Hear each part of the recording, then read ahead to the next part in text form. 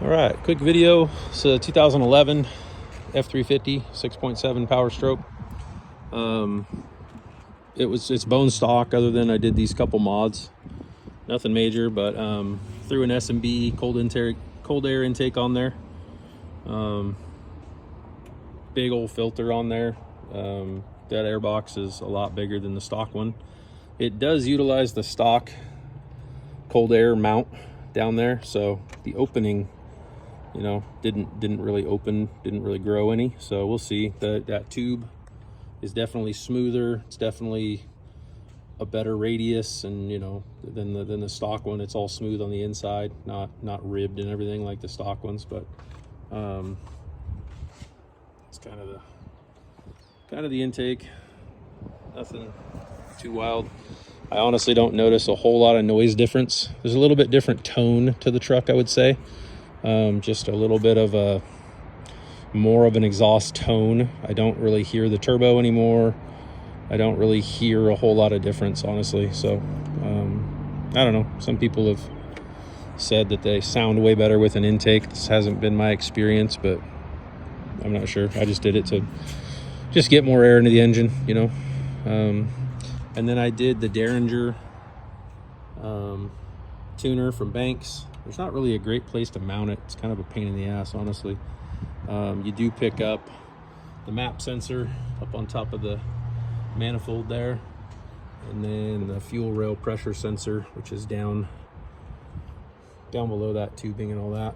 It's kind of a pain to get to, but you basically splice into those and then run a wire down through the firewall into the truck, and I'll show you.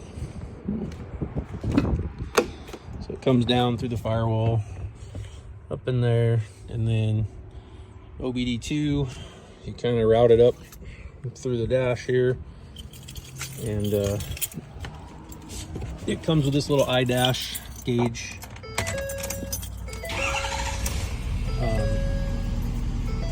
Kind of cool, you know. It shows you a little bit of data, nothing that you really couldn't see from the truck. RPM, speed, battery, load, I don't even know what the hell that is. Fuel percentage, I don't know what that is. That's ambient air temperature at the bottom corner. The ECT, I believe that's supposed to be exhaust gas temperature. I got to figure out why that's not reading, or if I need to add a probe to this truck. That would be the one thing that I would be interested in watching, you know. But of course it's not showing it. I'm assuming it doesn't have a pickup for that through OBD2, but I could be wrong. I know a lot of the newer trucks have it, but this is a 2011, so it might not. But that's really all I did. I just, that tuner and that intake, more air, a little more fuel. That Banks, you know, read about them or do some research online. I am happy with it. It's, you know, I've been driving around with it now for 4 or 5 days. The low end, it definitely pulls harder. The mid range, I would say, like when it hits like 1500 RPM, that's when you really feel it. Like it definitely makes an improvement. If there's horsepower gain and torque gain, that's where it's at, is from like 1500 to 3 grand. Maybe just before 1500, but they recommend you run around on level 3. You can turn it up to level 6. It's really easy to use. It's just as simple as, just if you want to go up, you just press up until you're at the level you want. I was on level 3, now it's on level 6. And they say it gets better with time, like it learns your truck over the, you know, first couple 100 miles or whatever. But the reason I went with the Banks is I really wanted to be, call it safe on this truck. You know, as you can see, it's got 175,000 miles, even though it was kind of old man driven. It, you know, I don't want to go do anything. It's not going to get deleted or anything like that. I'm in California. One nice thing too, this is all carb legal in California. So that intake's carb legal. The Banks is carb legal. I want to say they don't void your warranty either, but this truck's obviously outside of warranty. It's 12 years old.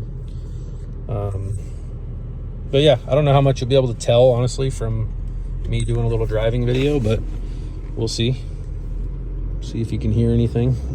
But for 780 bucks or whatever that Derringer costs, I would say it is worth it.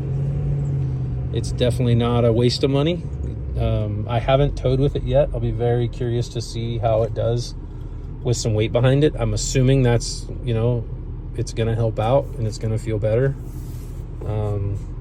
Coming from I had a 2022 F350 6.7 all stock. It was, you know, motor wise, it had a pedal commander deal or a pedal monster on it. Here we go. Yeah, I don't know. I mean, you guys aren't going to be able to tell anything. It's just a seat of the pants dyno is all it is. It's an improvement for sure. This truck felt like a turd compared to my old truck, my 2022 F350, which was the new 6.7 with a 10 speed, and you know, it's got gobs of power. But definitely woke it up. I'm happy with it, longevity wise, and you know, fuel mileage wise and everything remains to be seen. They say you actually get a little better mileage with one of these on there, probably not on level 6. But it's pretty simple to install. Took maybe an hour and 15 minutes. That intake took maybe an hour, not even that. So all in all, it was probably 2.5 hour process. I did them both at the same time. So real simple, plug and play, basic hand tools. Anybody could do it. Just wanted to add a couple things that I forgot to mention. One of the main reasons I went with Banks, if you know about Gale Banks, they're big on, call it safety features. It pulls from OBD2. If this thing ever fails, the truck will revert back to stock. They have a ton of fail-safe mechanisms in these tuners where, you know, they monitor transmission temperature, and if transmission temperature gets too hot, it takes power out of it. It monitors transmission slippage. If you start to slip, it takes power out of it. It looks at, you know, rail pressure. It looks at, it's not just a standalone tuner that's just going to dump fuel. I got a cop up here, sorry. So that's one of the main reasons that other than it's, you know, bang for the buck, dollars and cents, it's a good value in my opinion for what you get. Horsepower wise, they say it's around 70 horse max, I think, and 130 foot-pounds. Don't quote me on that, but it's in that ballpark. You know, and they put everything on a dyno and do all that, and I honestly don't really care what the numbers are. It's more the drivability, the feeling, and it definitely improves the drivability and the power delivery of the truck. I will say that 100%. So, but those fail safes are really the biggest thing with Banks, you know, that I like, that it's built into it. You know, and just the simplicity of it. It was an hour install to bolt on whatever it was, 70 horsepower and whatever 100 and whatever found-feet of torque. So, but yeah, you definitely won't be disappointed if you throw one of these Derringers on your truck. I don't know.